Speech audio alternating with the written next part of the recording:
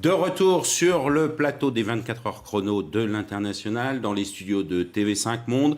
Nous décollons pour la Chine, nous allons aller à Macao. Je vous rappelle que vous pouvez réagir, commenter, nous questionner bien évidemment sur hashtag 24hchrono.tv. Et bien évidemment, vous n'oubliez pas ce soir le lancement du réseau social Big Planet. Alors, pour Macao, j'accueille Camille Leslie. Bonjour. Bonjour. Bonjour. Donc, Camille, vous avez vécu fort longtemps à Macao. Dites-nous-en un peu plus. Oui, j'ai vécu 11 ans à Macao. D'accord. Et avant ça, j'avais vécu à Taïwan pendant plusieurs années aussi. Donc, Et vous êtes dans le spectacle. dans le spectacle, monde Voilà. du spectacle et événementiel. Parfait. Alors, Franck Guéraud, pour vous, c'est plus la Chine de manière générale, mais dites-nous un peu plus sur votre métier. Donc moi, je suis directeur général d'Arcure, et Arcure, c'est une société spécialisée dans l'intelligence artificielle. Et donc, nous faisons les yeux intelligents des véhicules industriels, surtout les véhicules autonomes. D'accord, donc c'est des choses qui regardent tout autour des véhicules, Voilà, exactement. sur les chantiers, des choses comme ça. Sur les chantiers et dans les usines, donc tous les véhicules qui sont utilisés en dehors de la route. Et notre métier, c'est de faire en sorte que ces véhicules n'écrasent pas les gens autour. D'accord, merci. Alors, Jean-Charles de Coninck, donc vous, un peu dans le domaine industriel aussi, vous pouvez nous en Un peu dire dans un le peu domaine industriel, nous sommes éditeurs de logiciels spécialisés dans le monde de la supply chain. Notre plateforme est déployée dans 50 pays et nous sommes en Chine depuis quelques années. Voilà, nous concevons nos produits ici en France, les ingénieurs français, et nous déployons un peu partout dans le monde. D'accord. Sur un principe d'export. Vous Un ne principe fabriquez pas sur place. d'export et de présence locale avec des filiales. On a aujourd'hui 8 filiales actuellement installées dans différents pays. Très bien. Et la Chine est un point important. Important dans le monde. Alors, on a nos industriels d'un côté, et puis on a un peu de cosmétique. L'industrie aussi, De l'industrie aussi, de l'industrie cosmétique cosmétique. bio qui se développe effectivement dans beaucoup de pays, y compris en Chine. Ce sont les laboratoires FITS. Et nous avons plusieurs marques donc sur toute la Chine. Très bien, merci Thierry Logre, puisque je n'avais pas donné votre nom, mon cher Thierry. Camille, comment ça se passe? Comment Macao? Vous pouvez nous définir un peu Macao et de la spécificité de Macao face à la Chine? Macao c'est déjà la taille. Oui. C'est vraiment très très petit. C'est je sais plus 30 km². Enfin, il y a la péninsule de Macao, il y a deux îles. Ça a été développé d'une façon Exponentielle. Ouais, en quelques années, ça a vraiment énormément changé. Moi, je suis arrivée là-bas pour la première fois en 2000. Et on a vu ça transformer en quelques années. Notamment, ils ont récupéré de l'espace sur le delta.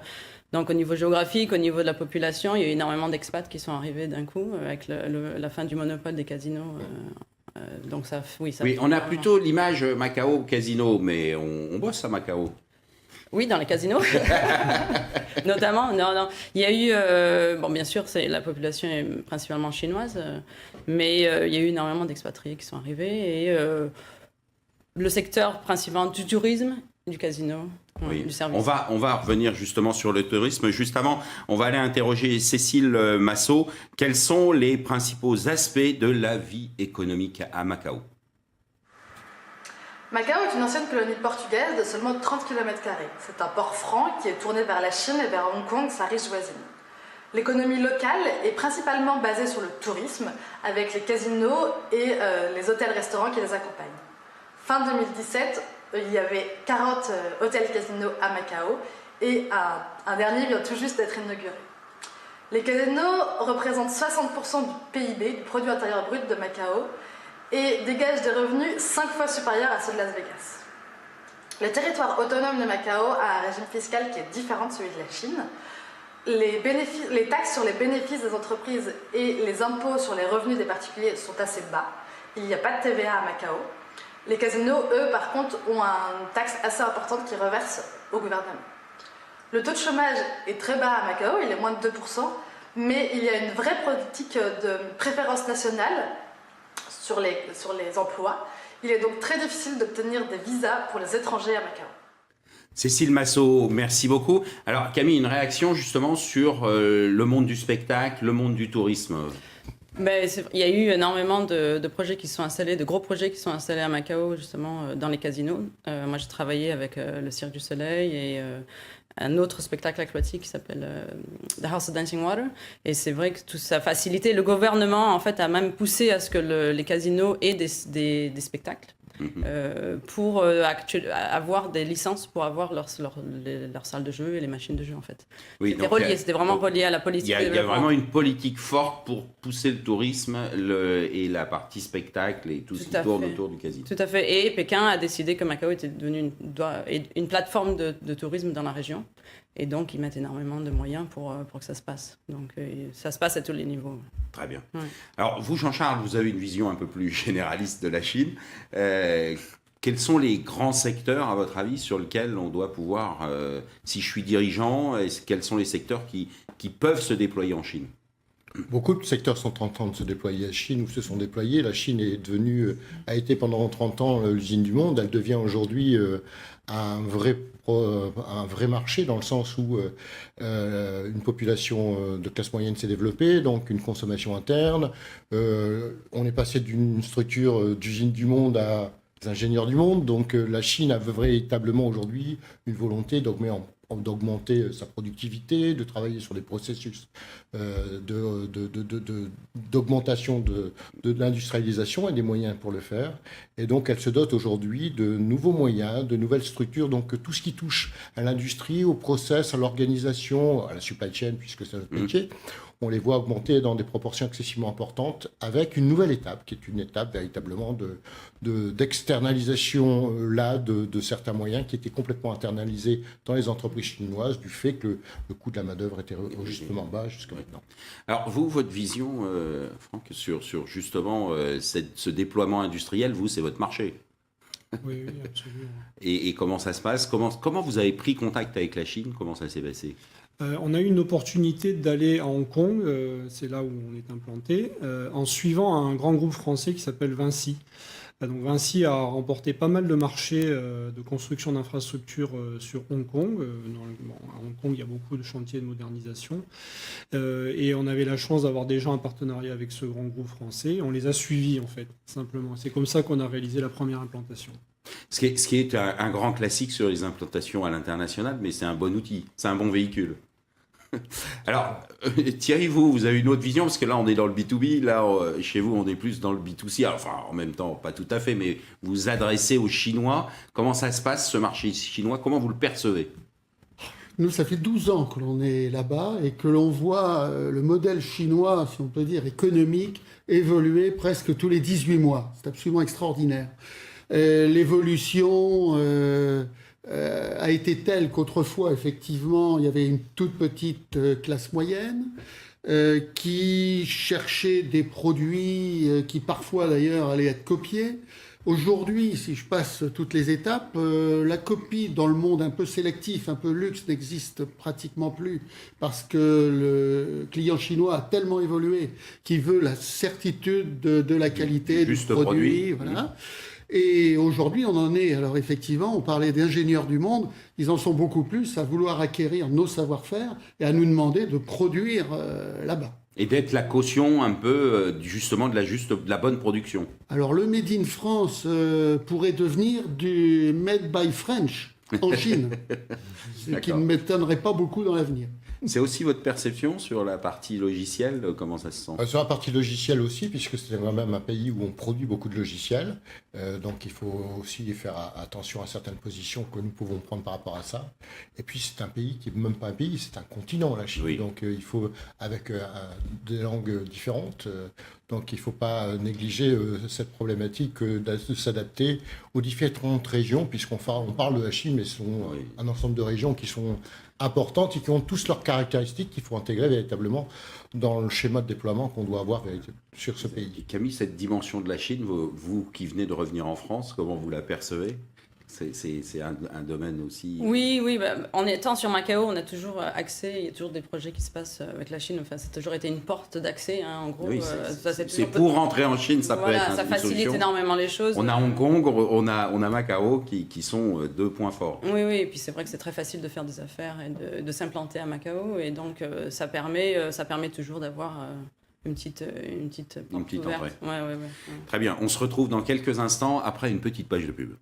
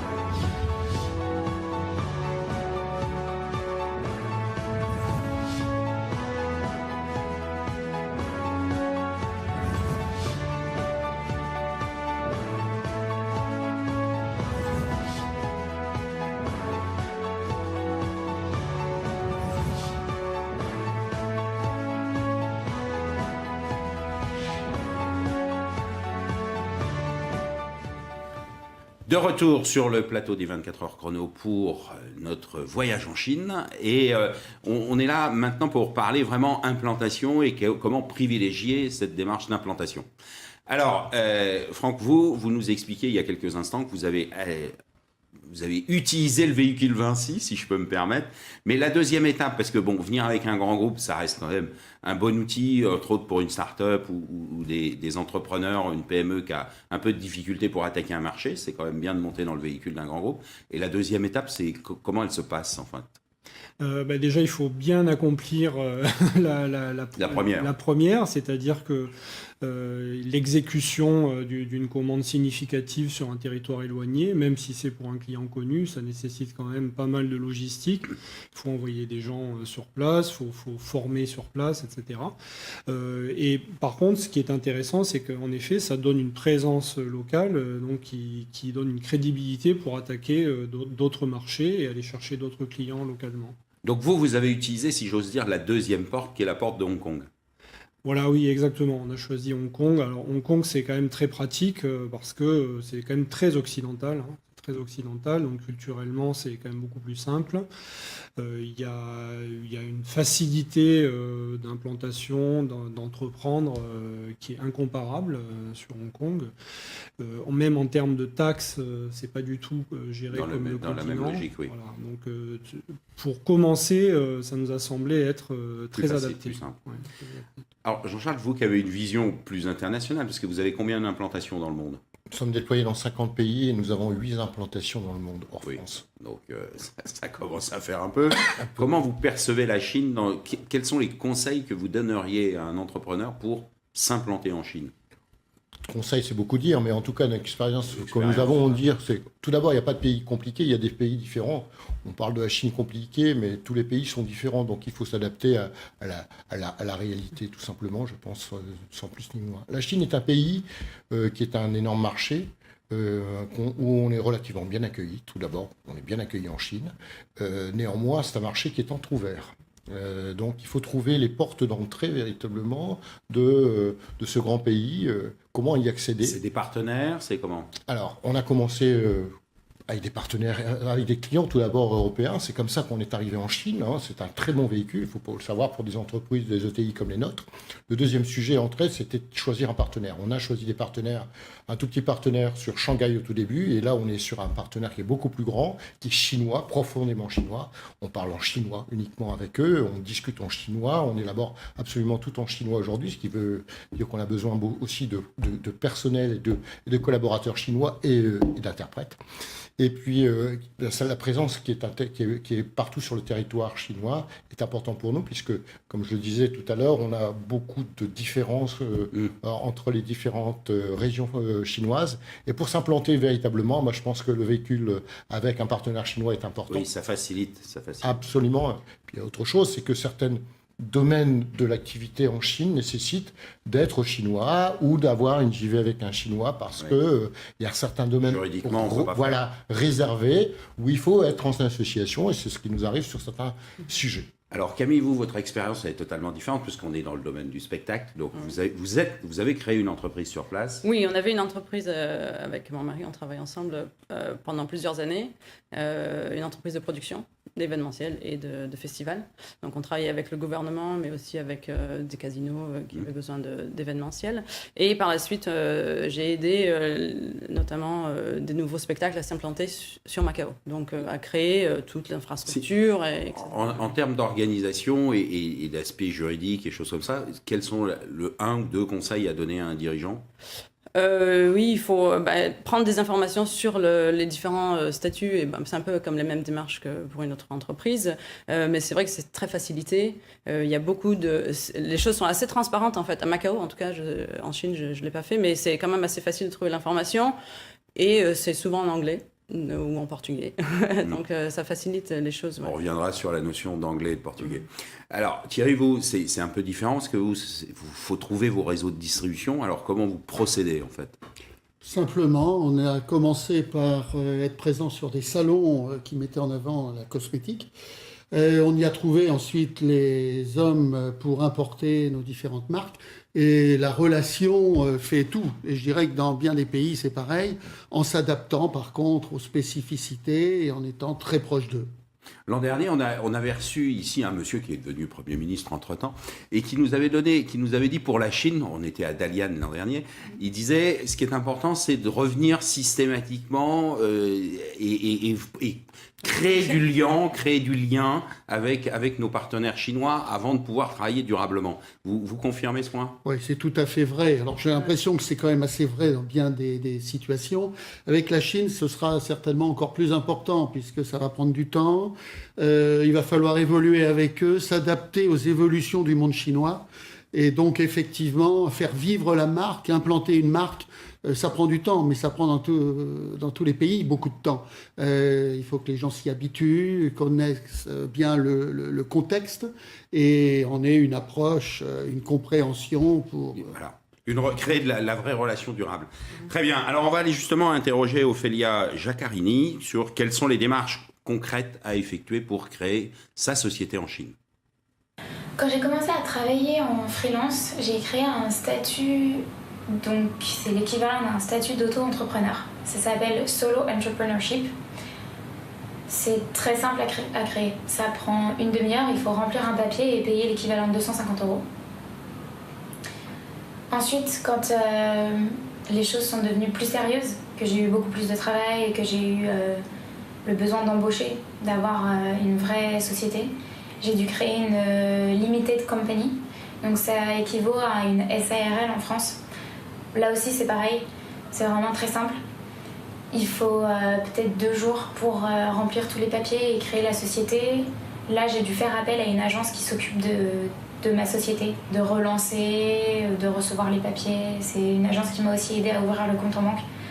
Il y a des agences françaises qui s'occupent d'aider les Français qui veulent créer des sociétés, mais il y a aussi des agences hongkongaises. L'une comme l'autre, ça marche aussi bien, c'est juste une question de préférence, si vous vous sentez plus à l'aise parler français quand il faut parler de termes techniques ou si ça ne dérange pas de parler anglais. Merci beaucoup, Ophélia. Alors, on a vu un peu les choses sur l'aspect purement juridique. Maintenant, on va essayer de parler un peu des langues, justement, parce qu'on évoquait tout à l'heure le portugais. Alors, quand on parle de la Chine, on ne pense pas toujours au Portugal. Mais quelles sont les langues, comment on fait des affaires? Alors, dans le tourisme à Macao, puis après, bien évidemment, on fera un petit tour du continent chinois. C'est très important. Moi, j'ai la chance, je parle chinois. Je suis arrivée en Chine parce que j'avais fait des études de chinois, donc ça facilite. Le mandarin, c'est vrai, même à Macao, c'est la langue maintenant des affaires, on va dire. Donc il faut vraiment parler mandarin ou avoir des interprètes, mais des interprètes de confiance, on parlait de la confiance.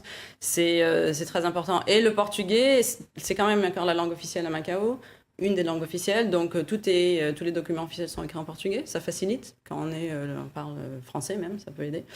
Et l'anglais, bien sûr. Bien, mais c'est essentiel de pouvoir avoir un accès direct avec le mandarin. Ouais. Alors Franck, vous parlez couramment en mandarin? Bien entendu. Bien entendu. Non, comment ça se passe pour vous, justement, parce que vous ne parlez pas le mandarin? Justement, le choix de Hong Kong, bien entendu, était subtil pour parler en anglais. On parle anglais à Hong Kong, on peut quasiment tout faire en anglais. Maintenant, si on veut se déployer et si on veut se développer, le mandarin est indispensable, et en particulier, bien sûr, si on veut rentrer sur le continent. On ne met pas un pied sur le continent si on ne parle pas mandarin. Donc voilà, ça c'est indispensable. Et du mandarin parlé par des Chinois. C'est-à-dire pour faire du commerce en Chine, il faut avoir des Chinois sur place. C'est pas avec des Français qui parlent très bien mandarin qu'on peut aller très loin. On peut commencer une relation, mais on ne va pas très loin. C'est votre perception aussi, Thierry, sur la langue? Oui, alors nous, c'est un petit peu différent parce qu'étant dans la cosmétique et le luxe, on utilise beaucoup l'anglais. Et bien évidemment, on y va aussi avec des traducteurs, mais ce sont bien nos contacts qui, parlant anglais avec nous, assurent derrière les traductions. Et donc le message passe dans leur langue entre eux plus facilement qu'avec nous. Enfin, on est sur un commerce à 2 étages, donc absolument. Donc c'est facilité. C'est distributeur, formation et consommateur. Voilà. Et vous, votre perception sur justement la langue chinoise et le partage de la langue chinoise, comment vous le vivez? Nous sommes rentrés sur Shanghai. Shanghai est une ville très internationale, donc l'anglais, ça se passe assez bien. On a fait le choix d'un distributeur qui est, lui, chinois. Un vrai chinois. Et on ne traite qu'en chinois, absolument tout. Donc oui, c'est une barrière, mais une barrière qu'on arrive à lever assez rapidement avec des collaborateurs chinois tout d'abord. Comment ça se passe le recrutement sur place, la notion de recrutement et de management? De recrutement, écoutez, on a utilisé beaucoup nos Business France en particulier pour recruter, pour nous aider à nous implanter sur la Chine. On a eu un support très pertinent, très pertinent des équipes de Business France. Donc on a utilisé ce modèle-là pour pouvoir embaucher en particulier. Voilà, on a des bons outils. Les Business France, il y a les conseillers du commerce extérieur, bien évidemment, qui sont là aussi, et les chambres de commerce et d'industrie françaises qui sont très implantées. Alors, on se retrouve dans quelques instants, mais juste avant, je vais vous saluer, vous remercier de votre participation. Et on va aller interroger une seconde fois Ophélia pour savoir quel est l'attrait de la Chine pour la culture française. C'est assez marrant parce que pendant presque un an, tous les contrats que j'avais en illustration, c'est parce que j'étais française. Parfois, je demandais à mes clients, mais comment vous avez connu ma société ou moi? Ah, on cherchait une française. On voulait un artiste français, une illustratrice française. Donc, assez simple, ils ont dû taper sur Internet illustratrice française à Hong Kong et ils sont tombés sur moi. Du coup, j'ai eu beaucoup de projets où je devais dessiner des rues parisiennes, des façades qui étaient imprimées sur des tentes pour un événement qui avait lieu pendant plusieurs jours, par exemple. Je travaille pour la société Diptyque, qui est une boîte française. Et ils m'ont aussi demandé de faire une illustration d'une carte de Hong Kong sur où pique-niquer à la française. Donc là, ils se sont doutés que je mangeais du fromage et que je buvais du vin. Donc c'est assez facile de faire un dessin d'un pique-nique typiquement français avec de la baguette et du saucisson. Et ensuite, c'est seulement récemment que j'ai commencé à avoir des demandes d'illustration un peu moins Frenchy. Effectivement, je pense que la French Touch séduit énormément à Hong Kong, en Chine et partout en Asie. Merci Ophélia. Alors bien évidemment, la culture française est parfaitement bien perçue sur place, on l'a bien compris. Mais revenons quelques instants quand même sur la partie recrutement. Alors vous nous disiez justement pendant l'intervention d'Ophélia, vous avez pas mal recruté sur place et il y a quand même des points un peu complexes. Ouais, sur Macao, c'est assez complexe parce que le fait que justement les salaires aient explosé à ce moment-là, ça complique. Et on n'a pas vraiment besoin de diplôme pour pouvoir entrer dans le monde du service, on va dire. Donc c'est très difficile. Alors les gens restent 6 mois et puis après ils partent. Alors on les forme, etc. Et puis d'un coup, ils partent parce qu'ils vont avoir une position. Il y a pratiquement pas de chômage. Donc il y a du boulot pour tout le monde et ça rend les choses compliquées. Il y a un turnover très important et du coup une formation permanente, une intégration permanente. C'est très, ça complique un peu les choses. Donc s'il y a des personnes qui s'engagent vraiment dans leur poste et qui on peut les fidéliser, ça a énormément d'atouts pour les gens qui veulent aller travailler là-bas. Bien évidemment. Ça aide, ouais. C'est un peu la même perception dans vos réseaux de distribution. Tout à fait. Les sociétés chinoises évoluent tellement vite, elles changent d'hommes très rapidement. Au rythme du changement. On les forme à fond. Ce sont les relais de nos produits et on doit recommencer très vite. Très vite, c'est à quel rythme dans votre activité? 12-18 mois. D'accord, on est toujours sur ce... Vous avez la chance. On est toujours sur ce rythme des 12-18 que vous citez depuis tout à l'heure, c'est-à-dire un renouvellement de la société chinoise à ce rythme-là. Oui, moi c'est réellement ce que vous percevez. La vitesse en Chine est un élément essentiel. Ouais. Ça bouge très très vite et beaucoup plus vite que n'importe où dans le monde. Et le temps est compressé. Et l'acquisition des compétences, de la modification des organisations, du marché, de la distribution du marché, il y a une vitesse absolument folle. Ah oui, ça c'est une dimension qu'il faut prendre en Chine, c'est la dimension de la vitesse. Il faut vraiment le prendre en compte. Il faut suivre. Alors, pour revenir un peu sur les produits qui sont quand même quelques savoir-faire français, sur la notion du luxe, alors on parle toujours de l'implantation du luxe à la française en Chine. Comment vous percevez cette logique-là, tous les deux? Alors vous, peut-être en l'ayant vécu sur place, et vous en essayant de mettre en avant une marque des grandes maisons françaises? Les Chinois adorent la France et ses produits. Ils en ont une très bonne image. Ils recherchent aussi bien de la gastronomie que de la cosmétique, par exemple.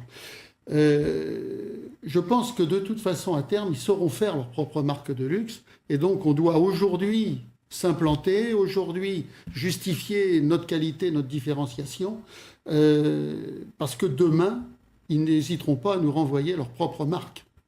Leur propre maison, ils les construisent. Enfin, ils les construisent, voire éventuellement avec nous.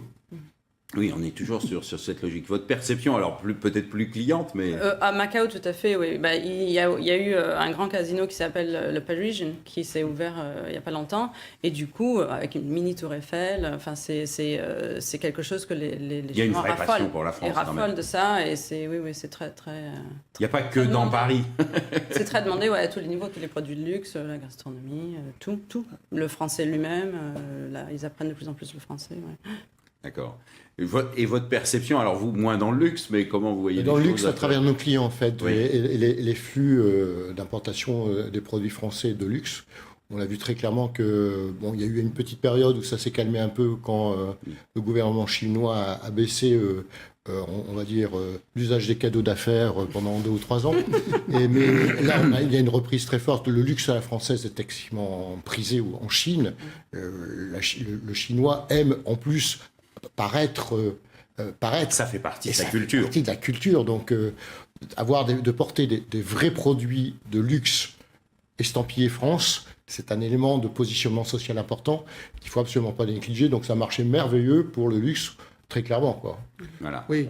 On peut tirer sa marque et ça fonctionne encore en Chine. Et ça marche vraiment. Ça fonctionne et maintenant l'évolution a été telle qu'ils souhaitent vraiment des produits qui apportent quelque chose, qui ont une différenciation. Il ne suffit pas de dire qu'on est luxe comme partout ailleurs pour satisfaire la clientèle qui a évolué donc très bien. On a une clientèle qui monte tranquillement. Oui, ils demandent de l'authentique aussi. C'est ça que je pense qui a changé. C'est que, par exemple, on voit en Provence, ils vont en Provence parce qu'ils veulent le produit. Et du coup, quand ils voient de Provence ou alors autre, mais bon, moi, c'est clair. C'est très important pour eux. Très bien. Alors, Franck, pour la seconde fois de cette émission, je vais vous saluer. Mais je pense qu'à un moment, vous partirez. Ne vous inquiétez pas. Voilà. Merci beaucoup d'avoir participé. Et on se retrouve dans quelques instants après la pub.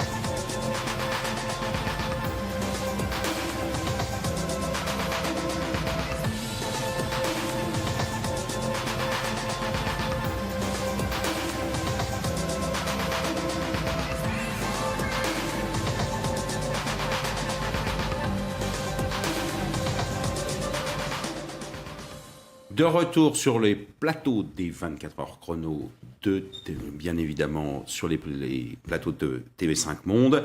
Et j'accueille sur ce dernière approche de l'émission, Soana Denier. Bonjour. Bonjour. Donc Soana, vous avez fait toutes vos études à Macao. Oui. Dites-nous un peu plus.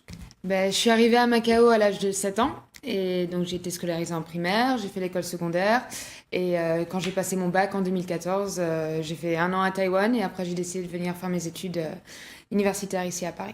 D'accord.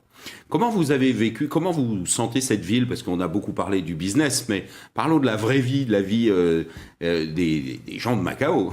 Ben, en fait, ça a beaucoup changé par rapport à mon arrivée donc, en 2004. Et enfin, en arrivant, c'était génial. J'ai adoré changer un petit peu et pouvoir voir autre chose. Tout m'émerveillait à Macao, le fait qu'il y ait des lumières partout.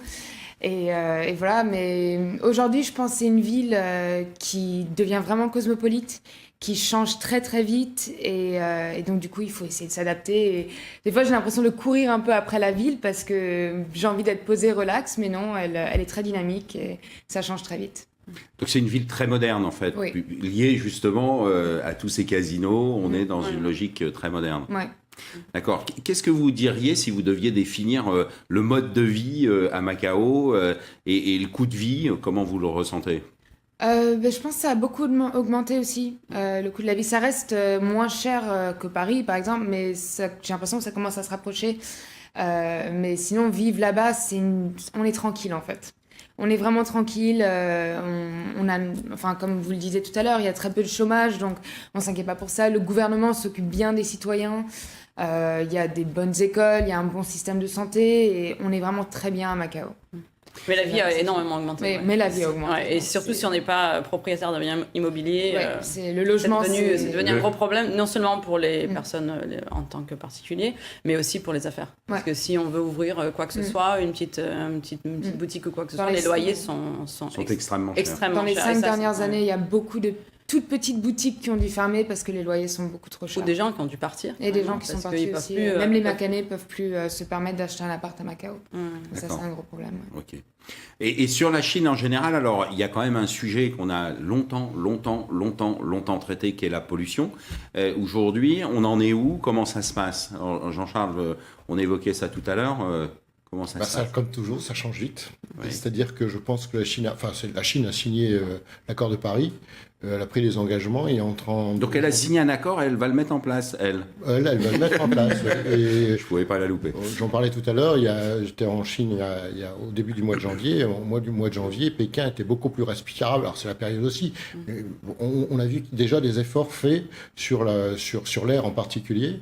Après, il y a des sujets de pollution dans le domaine des terres, qui est un vrai gros sujet actuellement en Chine. Les terres et en fait la pollution liquide était quand même un sujet important. Mais je pense qu'ils vont prendre les mesures qui sont nécessaires. C'est un pays qui bouge vite, quand ils prennent des décisions, ils les mettent en place rapidement. Swanage, sur cet aspect de pollution, comment vous voyez les choses? À Macao, la ville en elle-même n'est pas particulièrement polluée, sauf que maintenant on a vraiment beaucoup de voitures, de bus, donc c'est la pollution aérienne. On est à côté de la mer et la pollution maritime, je dirais, vient plus de la Chine. C'est avec les courants, tout Macao accumule tout. Delta, Et donc, mais je pense aussi à Macao ça change. Le gouvernement prend beaucoup d'approches pour sensibiliser les gens et donc ils suivent un peu le même rythme que la Chine. Oui, on est dans un changement. Vous le percevez de la même façon? Ouais, moi je pense que c'était très pollué quand même. Par exemple, mes enfants faisaient du rugby, il y avait des jours on recevait une petite notice comme quoi ils ne pouvaient pas sortir pour aller faire du sport, donc c'est peut-être une des raisons pour lesquelles on est revenu d'ailleurs. Donc moi je pense que la pollution était quand même assez importante. Elle a toujours été très forte, mais manifestement c'est quelque chose qui évolue. L'éveil aux problèmes de santé au sens large, pollution entre autres, mais également les produits qui n'étaient éventuellement pas corrects, les problèmes de santé, les problèmes de produits chimiques mal utilisés, etc., ont quand même énormément touché les Chinois à tel point qu'aujourd'hui, justement, ils réclament la caution que nous pouvons leur apporter sur les produits. Quant à la pollution, ils iront tellement vite que...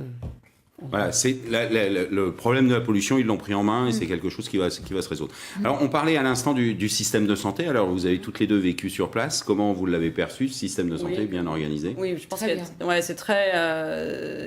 quand on est résident, en tout cas. Oui, c'est la question. C'est très...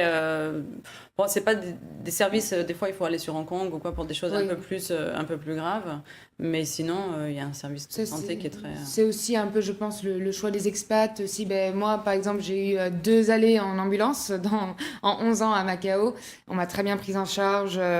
Et après, j'ai choisi d'aller à Hong Kong parce que ma mère connaissait le chirurgien. Donc, oui, enfin, ça, c'est pareil en France, voilà. Je vous rassure. Mais, voilà, mais honnêtement, vu que j'étais citoyenne macanaise, je suis toujours... j'étais étudiante, donc j'allais à l'hôpital, je ne payais rien du tout, j'avais rien à avancer et j'ai jamais eu, niveau santé, vraiment, je le ressentais très très bien, c'était bien organisé. Aucun souci. Aucun souci. C'est votre perception aussi sur la Chine en général avec vos partenaires? Alors jusque-là, nous, on n'a pas eu de problème de santé en allant en Chine.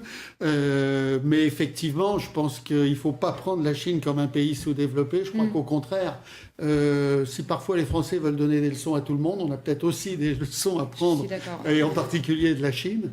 Ouais. Donc oui, je n'ai jamais vu de problème particulier en termes d'hygiène et même de sécurité dans tout l'environnement. Dans tout l'environnement. Alors, on parlait de l'éducation. Donc vous avez fait toutes vos études sur place. Comment c'était quel type d'établissement? Comment ça se passe? J'étais dans un établissement public anglophone pour le primaire. Et pour le secondaire, c'était un établissement privé anglophone aussi.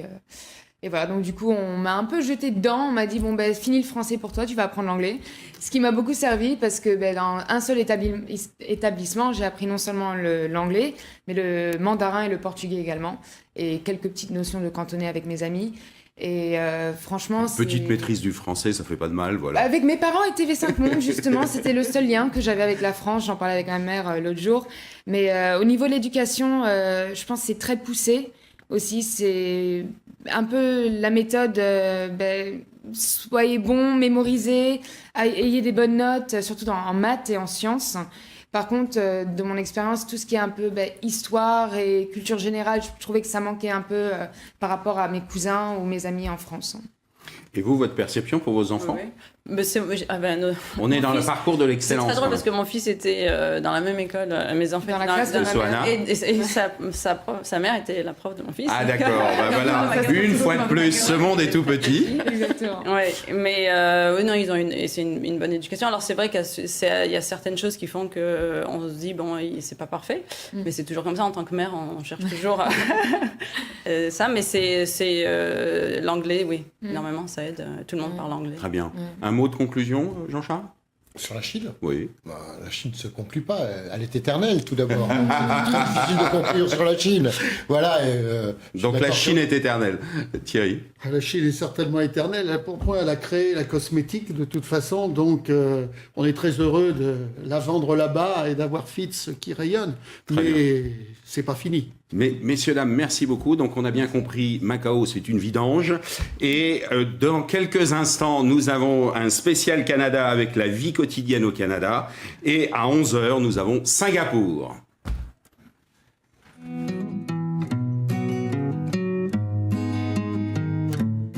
I am 4, I can read and I can write.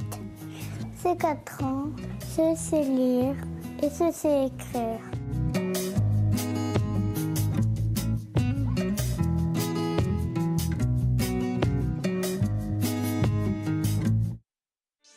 Bonjour à tous. Vous résidez hors de l'Union européenne ou dans les dom-toms. Alors découvrez l'expérience Renault Eurodrive de transit temporaire. Vous savez, les plaques rouges. Pour commander et réserver votre véhicule, 2 possibilités s'offrent à vous. Vous pouvez le commander auprès d'un agent local ou le réserver en ligne sur notre site internet. Avec Renault Eurodrive, vous bénéficiez de la gamme la plus large et la mieux équipée du marché. Voilà, Renault Eurodrive, c'est une voiture neuve hors taxe, un service premium tout compris, et des équipes dédiées qui mettent tout en œuvre pour que vous profitiez au maximum de votre voyage. Renault Eurodrive, c'est vraiment l'Europe en toute sérénité.